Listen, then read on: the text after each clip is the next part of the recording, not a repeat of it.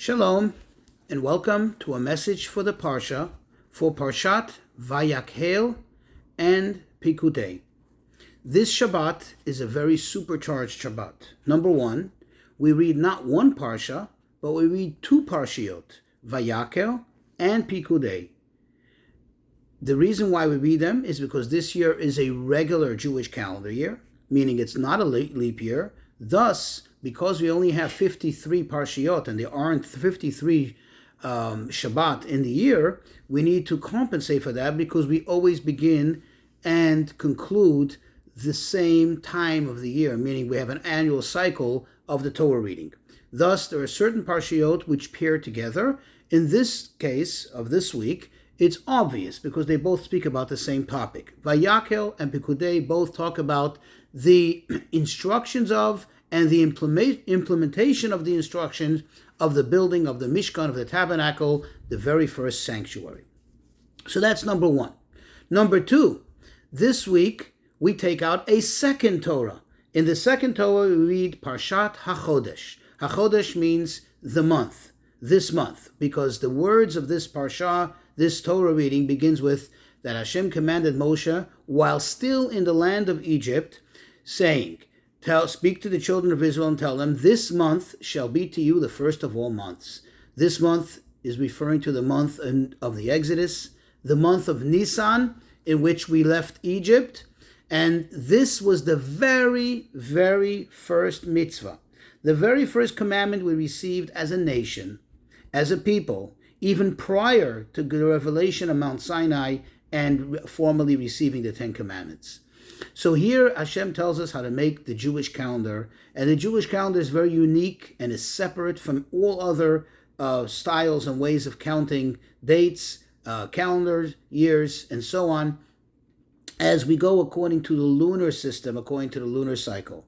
And Hashem says for purposes of counting the months, we begin with this special month, the month of redemption, the month of Nisan, in which we celebrate Pesach, in which we left Egypt. So that is the second special thing about this Shabbat. Actually, I should say number two is going back to Vayakhel and Pikudei, is the fact that we conclude an entire book of the Torah, the book of Shemot. Therefore, this Shabbat is also called Shabbat Chazak, as when we conclude, when we complete a book in the Torah, right as we complete it by the formal reading, still while the Torah is yet open, we all chant together, Chazak, Chazak, v'nitchazek. Strong, strong, and we will be strengthened, because the Torah gives us the ultimate strength. And we continue to be strong, especially now, having accumulated and read another book in the Torah and going into the next book of the Torah. So we have 1, 2, and 3. Number 4, this Shabbat is also Shabbat Mivarchim. We bless the new month. We bless the month of Nisan, as Rosh Chodesh will be in this coming week, Rosh Chodesh Nisan. Yes, we are just about 2 weeks to Pesach, okay, and it's time to make all the proper and necessary preparations. So I just want to focus on this second and special reading that we read, the Parshat HaChodesh, and the lessons that it can teach us. So I shall say that Parshat HaChodesh has much to be discussed, much to talk about, but I just want to zoom in on one point, one aspect, and it is the question that's asked over and over again, with many, many correct answers, and each one giving us another insight, another direction, and another directive in how to live our lives as Jews. You see, it makes sense. It seems it's logical, it's rational, that when you give a new people, you're going into something new, a new endeavor, the first commandment or the first statement you make, the first discussion is about the most important thing. Almost like you can say the first discussion sets the tone for everything that's going to follow.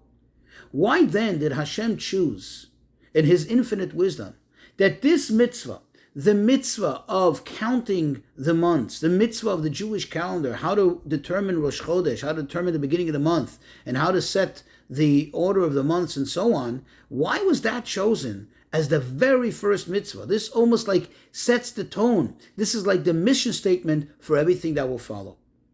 There are many answers given for this question, but I want to focus in on one aspect. And perhaps I would argue that it's one of the most fundamental things in Judaism. You see, the lesson over here is as follows. It's obvious that every and almost any commandment, by virtue of the fact that it has to be done with something physical, by virtue of that fact, it has an effect.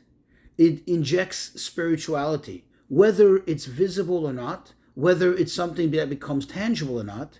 But the fact is that it has an effect on the space of the world, meaning on the physical, material thing with which the mitzvah was done and in the place that the mitzvah was done. For example, a synagogue, by making the shul, by making it a designated place of worship, everything in that space becomes holy. So a piece of this universe now became actively holy and an actual sanctuary to Hashem.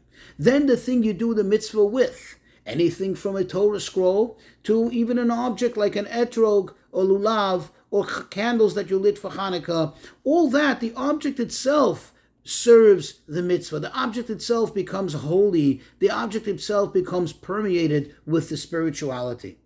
That is obvious. What Hashem is telling us is, look, this world is governed. This world, that is the finite world, this universe is limited in time and in space. Time and space is really what defines creation. That's what Hashem created, is time and space. So space is going to be obvious how you could control it. And the fact that we have the ability to infect it with Kedusha, to inject holiness into it and so on. But the human mind doesn't take it for granted.